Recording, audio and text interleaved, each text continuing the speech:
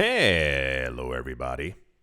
Welcome back for another video. Hope you're all doing well. Hope you're all doing fantastic and that you're all having an incredible day.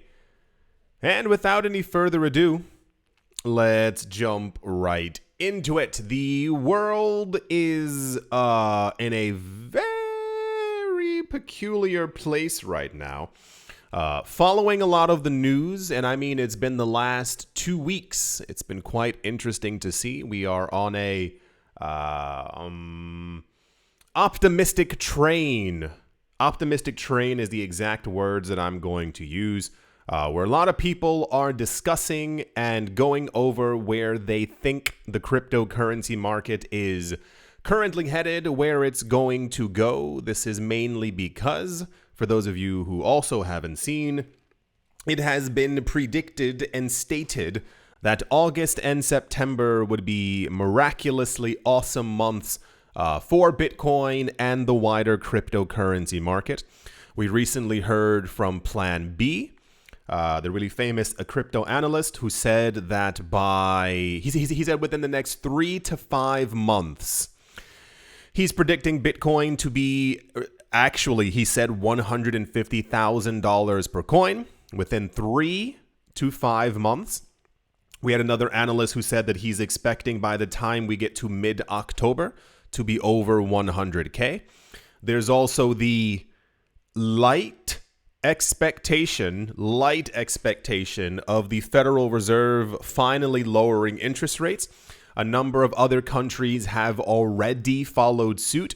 If you haven't been paying attention, other economies are like really doing bad, and they've already begun to lower their interest rates as well. So, with all of that in the same exact bucket, people are expecting Bitcoin to do amazing things, especially as the pressure on top of the macro economy begins to lighten. Someone by the name of James Lavish, that's a very bougie name, James Lavish, former hedge fund manager and CFA, has outlined the potential for Bitcoin's future value in his latest post. As it is, according to his prediction, it says it is mind-boggling. Yeah, because everyone's coming up with the, and I told you this before in the other videos, I'm finding it quite peculiar. Everyone is coming up with nearly the exact same numbers, exact same price predictions for Bitcoin. According to the expert, with global investable assets around 900 trillion US dollars, Bitcoin currently is representing only around 0.15% of that amount. One of the biggest speculations for Bitcoin over the course of the last decade or so, I like to read a lot about the past, what people were saying, the things that people were speculating. If you look at a lot of the older, and I mean 2013, 14, 15 price predictions, a lot of people kept on saying that at some point Bitcoin would absorb around 3 to 5% of the world's wealth.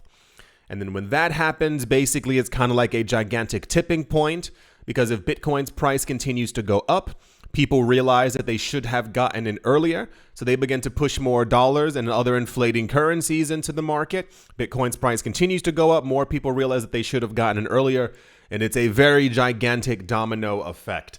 We currently apparently only have 0.15% of the global investable assets. That's a crazy idea right now for Bitcoin.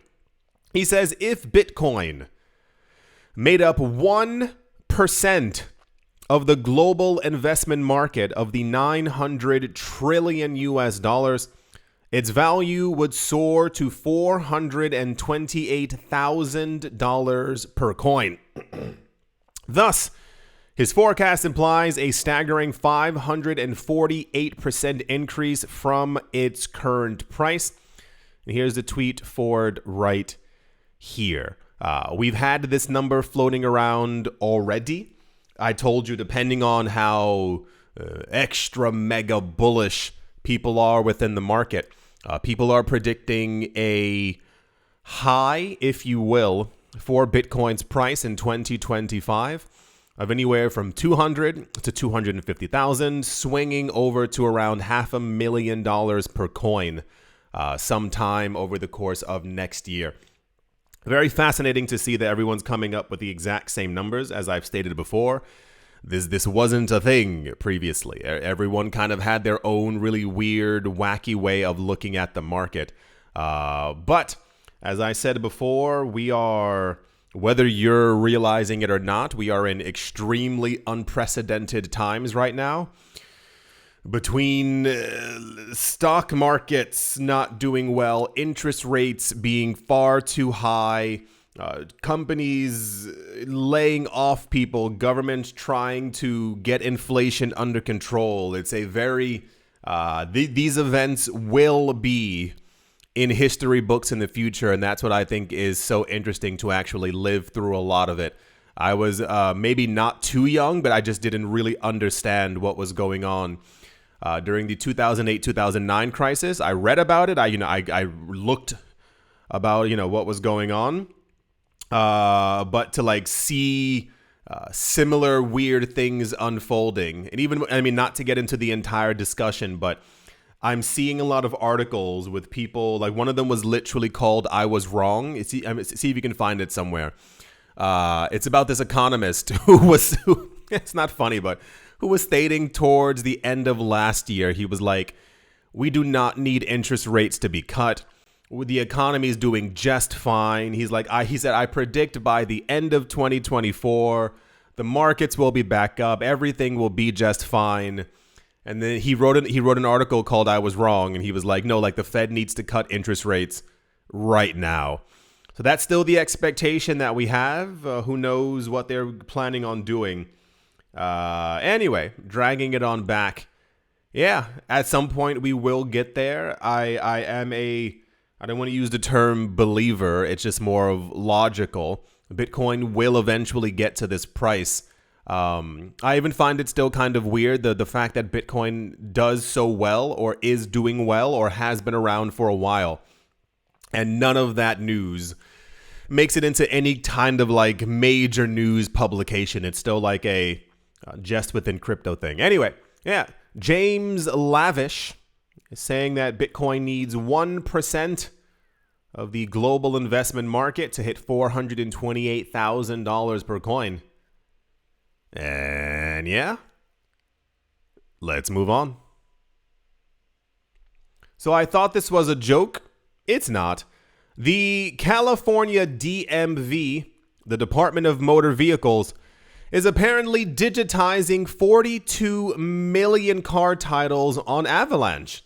Yeah, Avalanche is a coin that we have not heard about in a very, very long time. And yeah, it's back in the news. 42 million car titles will be digitized on Avalanche as part of the development to modernize the state's title transfer process, with software development firm Oxhead Alpha. 3 years ago, 3 years ago, Avalanche was quite popular. I'm maybe misremembering. A lot of people were touting Avalanche as like some kind of a helper, if you will, to Bitcoin. I remember like speculations of there being, like other chains, or Avalanche would like take off some of the weight of Bitcoin or what have you. We haven't had Avalanche news in a very, very long time. Users will soon be able to claim their digital titles via the DMV's application. They will be able to track and manage them without getting to the office, according to an Avalanche blog post. The time to transfer vehicle titles drops to a few minutes using blockchain rails in the back end, from 2 weeks via the traditional process. A DMV spokesperson said in an email. For those of you who are not from the States, have never been to the States, or just don't know what a DMV is, it's meant to be literal purgatory. You basically sit there for seemingly days as you try and get your driver's license. and they slowly call out numbers, and you look at your number, and for some reason the little piece of paper that you're holding has gone up, and you have to wait even longer, and then you finally get called, and then they say, oh, sorry, we made a mistake, take a new number. It's meant to be like a literal, like one of the worst places you've ever been. So when I said I thought this was a joke, it's because a lot of times people will post or create or make articles about like other coins that aren't really in the news, and they'll say something like, Amazon is working with this coin, and like, you know, and people read the article or just read the title. They think that it's true, but nothing is actually cited anywhere. So I found the actual blog post from Avalanche. They are actually working with the California DMV, which is crazy. It's kind of like a cool. So we'll see what ends up happening. I cannot tell you, and I do not know explicitly if something like this will have any major impact on its price. 42 million card titles, one would assume so, but a lot of times news like this tends to be released, and then no one kind of, air quotes, cares about it, if you will. But if they start working with other DMVs, I would then assume at some point, if we get news of 300 million cars, which is probably how many cars there are within the US at this point. Yeah, we don't get Avalanche news that often. I always tell you, there's not a lot of altcoin news.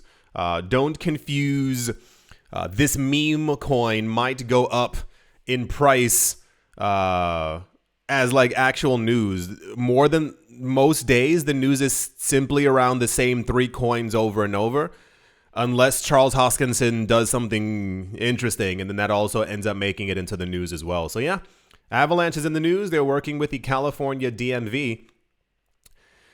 Let's see how it works out. Yeah. Let's move on. Constantly in the news, Ripple is back once again. Ripple hasn't, and I think no one actually understood the significance of this, and I'll try and tell you. Ripple has announced the introduction of a tokenized version of a U.S. Treasury bill, or a T-bill, on the XRP ledger via a partnership with the tokenization platform Open Eden. The XRP ledger is grabbing a piece of this $1 trillion tokenization pie, and it could mean trillions of dollars flowing into the cryptocurrency market, likely having a tremendous positive impact on XRP's price. This was 2018, 2019? I think that was a time frame. Yeah, it was definitely before Coco. Facebook announced that they were going to be creating their own coin. And that sent people into a bit of a tizzy, and rightfully so. Facebook already is stealing everyone's data. The other part is that they would have become the world's largest bank overnight. The idea was they had over 1 billion people on their platform.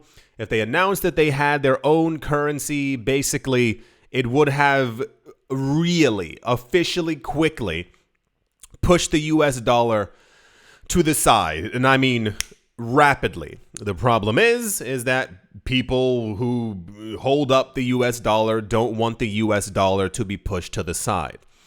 So that entire thing, as you might have remembered, was completely torn apart by every single politician and every other person because of the integrity and safety and the strength of the US dollar. The second part was a lot of lawmakers began to go after stablecoins. You might not remember this, but there was a good 3 to 6 month period where Tether had and still has, against people working against it, from a number of news publications, were talking negatively about stablecoins and how they were based off of nothing. That was some of the first propaganda that was pushed out against Tether. The idea was that the people from Tether were simply creating Tether at will. That started in 2017, 2018. The idea was that these people were literally hitting a button, creating $100 million worth of Tether, and using that to buy Bitcoin or any other coin. This was not true, as we all should have known from the very beginning. But in order to prove this, Tether and a bunch of other stablecoin creators had to start announcing publicly what they had to actually back these stablecoins. And one of the things that they announced very early on was that they were using US dollars Some of them were using yen. Some of them were using euros. And some of them had US bonds. But they also had bonds from a number of other countries.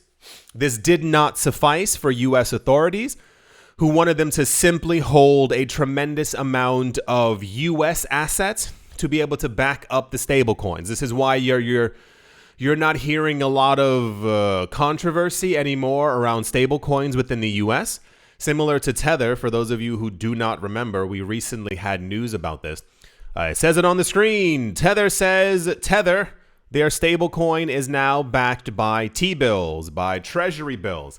If you are going to mimic the US dollar, you need to basically hold something that also is uplifting the US dollar as well. My nose is very stuffed, sorry. And that's where the treasury bills are coming in. And the other part of that is, for those of you who missed it, Ripple announced a couple of months ago, that they're also going to be launching their own stablecoin on the XRP blockchain. I am certain if they're going to be launching a stablecoin that is mimicking the US dollar, one way to get approval for this or to prop this up is by having treasury bills. See, full circle. You had to follow the entire loop. I always have to give you the history of stuff so that it makes a lot more sense. They announced a couple of months ago that they are going to be launching their own stablecoin on the XRP blockchain. This is mainly because there's a lot of demand for it. There's a lot of trade demand for it. Everyday cryptocurrency trading, people use a lot of stablecoins. The other part is that Ripple announced that they are going to be working and already are working with a lot of different countries who are also going to be creating their own stablecoins and or X, Y, and Z on top of the XRP blockchain.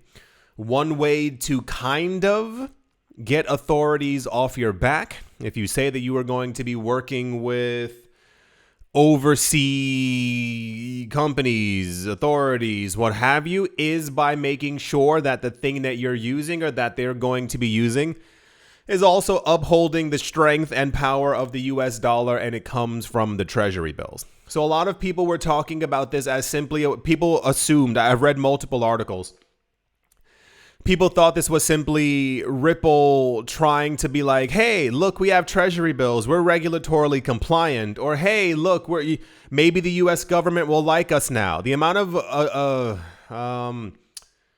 discussions that they probably have had with a number of regulators is probably more staggering than any of us could probably begin to imagine. But this is the beginning of it. I think they have several million, I think it's $10 million was the initial amount of treasury bills that have been tokenized on top of it. And I assume over the coming months, we are probably going to get news of another 10 million, another 10 million, another 10 million, if not more, until they're in like the low billions. And this will probably be the precursor for them actually launching their stablecoin on the XRP ledger, which is, by all accounts, probably going to have a very positive effect on the price, because it's not simply just going to be people who are cryptocurrency trading who are going to be using this. Like, we know that it's going to be other governments around the world. And the more that they're using, the more the billions of dollars in daily trade, this is going to increase the amount of burned XRP in the background as well. So, yeah, this was popular news simply because it had the word Ripple in it. And XRP, it always ends up making popular news. It's a very popular token, a very popular ecosystem. But now this looks like the beginning of them actually launching their stablecoin on the blockchain. We're probably still more or less a year and some change away from the company actually going public, though. But yeah, that's the XRP treasury bill news. People should probably be a lot more bullish on this. Yeah. Let's move on.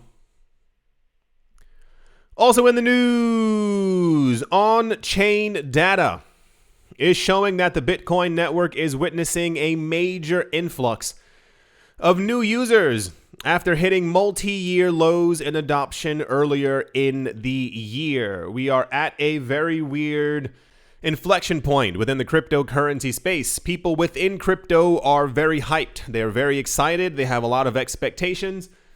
As to where the market is going to go, for some reason, retail investors, everyday people, are not re-entering the market. It could be for, it could be for a gargantuan amount of issues.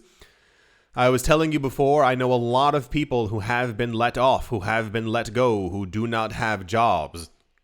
They're probably more worried about their rent and a number of other things and, sloshing money into the cryptocurrency space. However, we're seeing an uptick in the amount of wallet addresses again. A lot of people, many times, tend to confuse, or simply maybe they don't know. They assume that a lot of these addresses are being activated or created within the United States of America. A lot of people, for some reason, don't put 2 and 3 and 7 and 14 together and don't look at actual macro news. I saw something recently.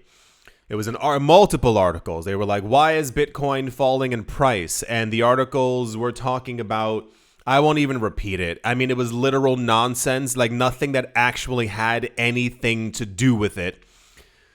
The reason is, for those of you who don't know, it's the world's economy. Like there's so much going on right now. You wouldn't believe how many things are actually happening. A lot of people in crypto, exist in an echo chamber, and they think that everything is just about Bitcoin and crypto.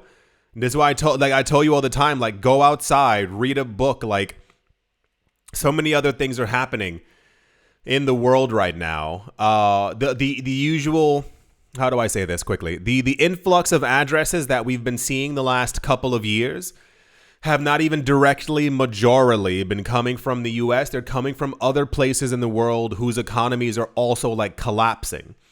When I tell you, like, sometimes you'll go to the supermarket and you'll see that like cereal or meat is maybe like 60% more or maybe double the price over the course of the last like 4 years. There are other people whose currencies have been dropping by 50% per year. Like, they literally can't like survive anymore. It's very, very difficult.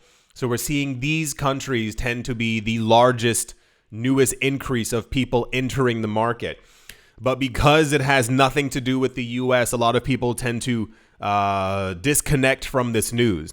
The point of Bitcoin is that Bitcoin can be transferred and used around the world. This should be some of the most popular news, but it never is, because people have a very US-centric view on a lot of different things.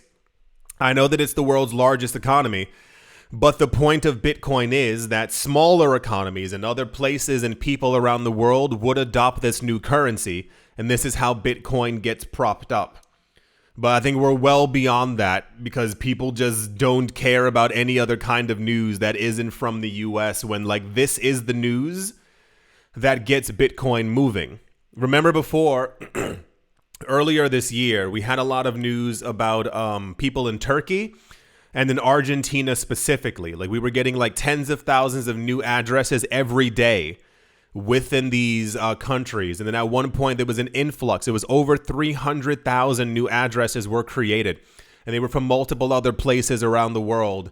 And that barely made any kind of news. If you want Bitcoin to succeed, we need new people in the market.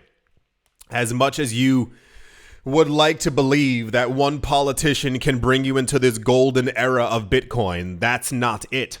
When we talk about that there's only around 100 million people out of 8 billion people in the market, we need that other 8 billion. When Michael Saylor recently, I don't understand. For those of you who didn't see it, Michael Saylor said he wants the US government to hold over 51% of all Bitcoin to back the US dollar. That is delusional and nonsensical, and also extremely toxic for the space. The point is decentralization. You want the same government and the same people who printed the US dollar to have control over Bitcoin. That doesn't make any sense. You got to think one step further. Bitcoin will not succeed unless we have new people, new money, new faces in the space every single day.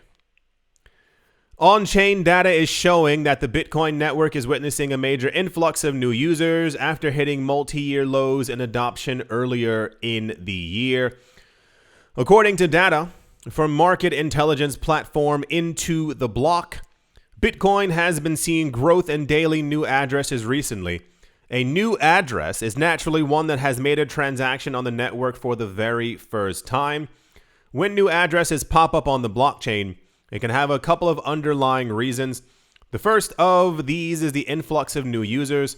As new investors coming in open up new addresses to participate in trading activities. The other reason can be existing users making multiple wallets for purpose such as privacy. People also forget a lot of times as well, and I told you this in another video. We recently heard that there are a lot of whale addresses, and the whale addresses is now over the 1 million mark, and that was a very celebratory kind of thing. But you have to understand, it's kind of like a bank account.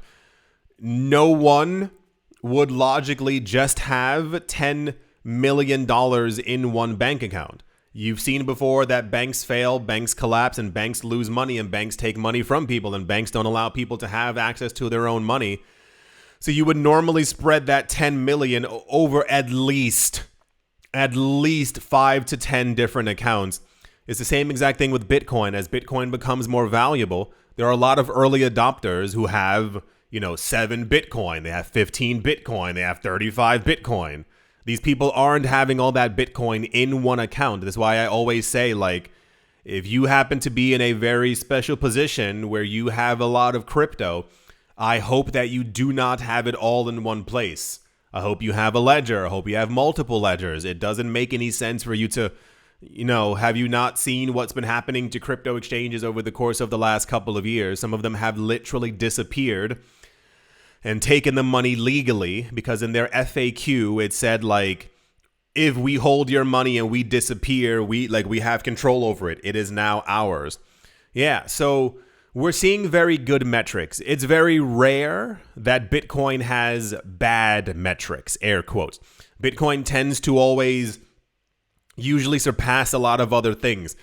It's just that when Bitcoin's price is down or not at the previous all-time high or hasn't been going up over the course of a 7-day period continuously, a lot of this news never gets noticed, doesn't get mentioned, no one bats an eye towards it. We need new people in the market. I promise you, I won't broken record that one. It's something that people will have to actually understand and come to terms with. We have so many new people in the market who don't understand and also don't care about decentralization. You're being brainwashed into believing that BlackRock and Fidelity are the saviors of the space. The problem is these are the same people who cause these stock market crashes, these bubbles to happen. We need us. We need ourselves. It's literally about the power of the people. That's the point of Bitcoin. That's the point of cryptocurrencies. If people keep forgetting about this, our market is not going to go anywhere. There's so many new people who keep entering the market and they don't care to do any kind of research. They don't care to learn. They're here to make a quick buck. They will swap their money back into US dollars and wonder why their assets aren't doing well. Why inflation is getting so bad. It's because they don't want to learn about the point of crypto. Inform yourselves. Learn a lot about it. I keep telling you as well, if you get a chance, watch any video or any old video, especially of Andreas Antonopoulos talking about Bitcoin. He's kind of shied away from the space because I assume he sees all the sycophants everywhere and he's probably extremely exhausted. No, Bitcoin has the power to change the world, but it's us using Bitcoin and adopting Bitcoin that makes Bitcoin powerful. It's not these billion-dollar companies coming in to absorb all the Bitcoin and then relaying the message to you that Bitcoin is revolutionary. You should know this yourself. This should be why you're in the market. Yeah, I think that's going to do it for this video. I feel something bubbling. I feel like something really good is coming, is on the way. Something good is going to happen to the market or will continue happening to the market, if you will. Yeah, I do hope that you've all enjoyed. I do hope you all are having a great day, morning, afternoon, evening, wherever you are, wherever you might be. If you could leave a like on the video, it helps out the channel a lot. It helps out the channel more than you could begin to imagine. Thank you all once again for watching, listening, liking, commenting, and supporting. And I will most certainly be talking to you all soon. See you.